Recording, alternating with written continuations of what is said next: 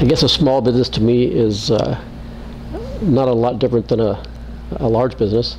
Most small businesses, their goal is to grow into a large business. They have to start somewhere. Most small businesses are where your employees and your jobs come from, that are being created because they are growing, they're developing the economy.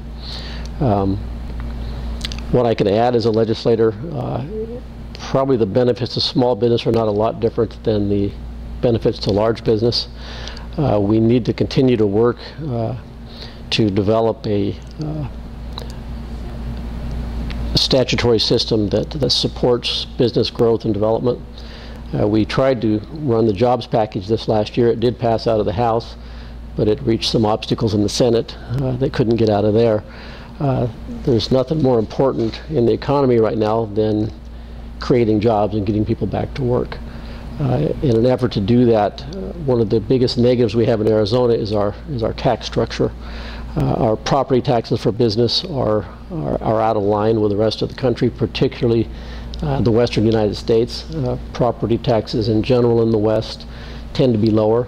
If you look only at the western states, we have the highest commercial property taxes in the West. If you look at the entire country, we're in the top, I think the top 5, depending on which stats you look at, the top 4 or 5 as far as property tax burden for business.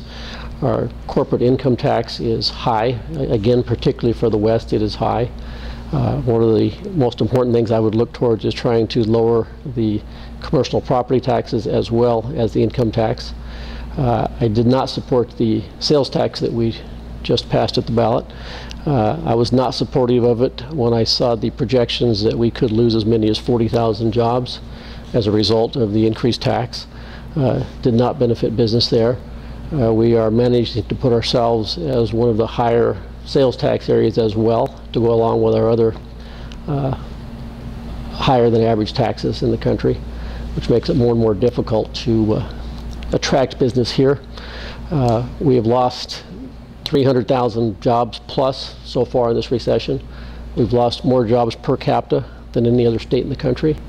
We're ahead of Michigan, which is surprising that we can manage to pull that off. We have got to focus on how to create jobs, and creating jobs is essentially analogous to assisting small business or business in general.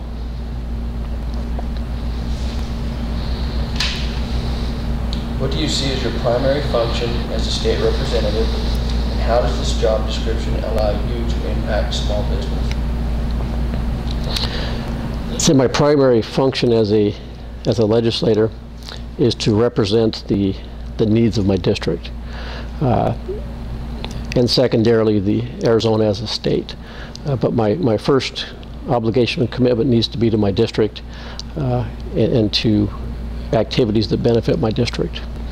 How those can affect small businesses, as we're talking before, developing business is probably the most important thing to this district. The bulk of this district is Gilbert. Gilbert's at a stage in its growth that we've got plenty of rooftops. What we don't have is business and industry. At least we don't have an adequate amount of it. We've done a great job of getting houses built, bringing in revenues for the city. We haven't done a whole lot of economic development and creating jobs in Gilbert, where you live in Gilbert and work in Gilbert. The things that we could do to benefit small business would be very similar to the previous answer, basically generating jobs, generating business. And there's an extensive list of things that could be done along that regard. Taxes would be the first one. Some incentives to business to come to Gilbert, to come to this area, come to Arizona. One of the aspects of the jobs package that didn't pass was to take income taxes created by new jobs and take a portion of that income tax and give it back to the business as an incentive to come to Arizona. It would reduce their cost of being here. It would give them incentive to position themselves here as opposed to somewhere else. The opportunities to improve the business environment are almost limitless.